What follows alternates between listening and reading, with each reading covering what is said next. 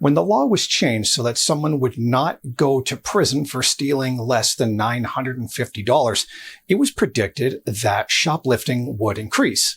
But did that actually happen? And of course, our hearts go out to the multi-billion-dollar companies that are suffering right now. But is all that has been reported on it actually true?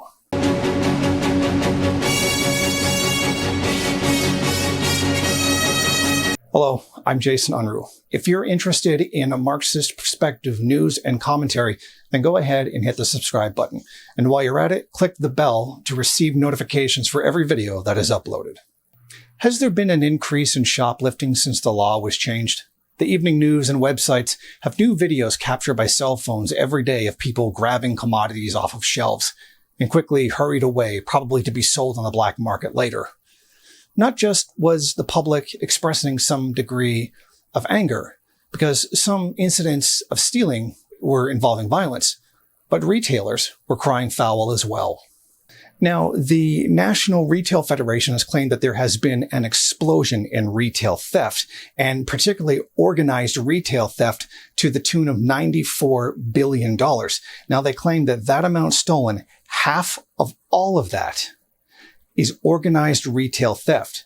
And that is from a report that they put out in April. As it turns out, that was false. The data was calculated wrong according to the trade publication Retail Dive. They revealed that the faulty data had been used to arrive at the inaccurate figure. It was actually closer to 5%.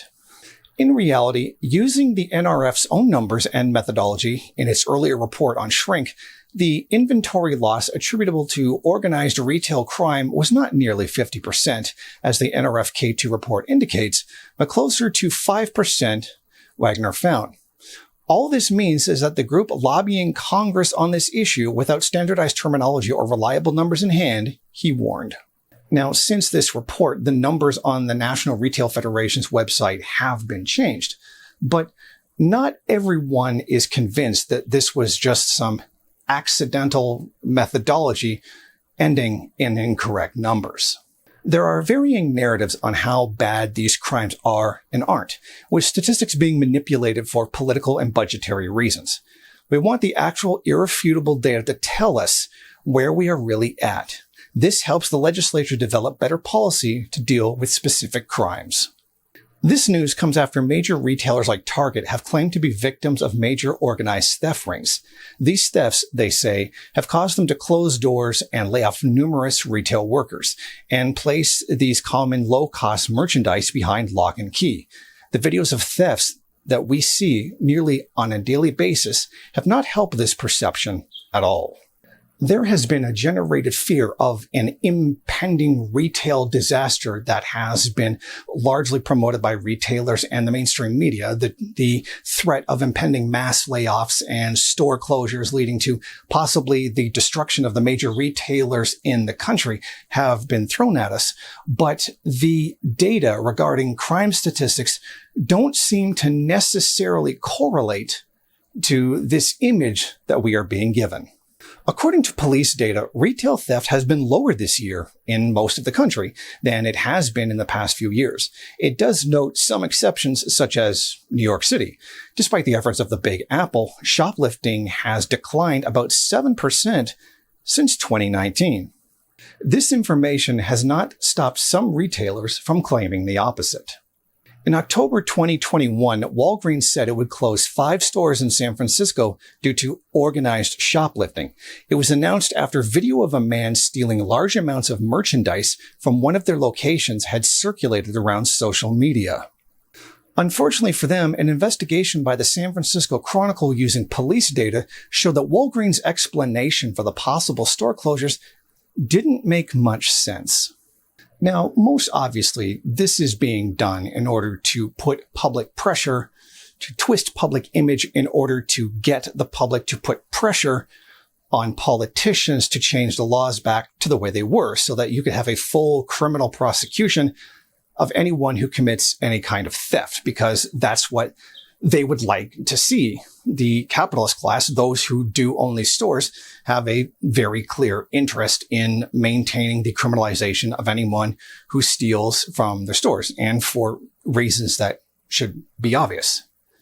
You see, when this law was different, much of the theft that was occurring was people stealing things that they basically needed. It was stealing basic everyday needed items, and they were stealing them because they couldn't afford them. And they couldn't afford them because essentially that same economic system didn't provide them with a means to actually pay for them. Either they were homeless and the system essentially didn't have any work or a means of income for them to be able to pay for them, or they paid them so little they essentially couldn't afford them.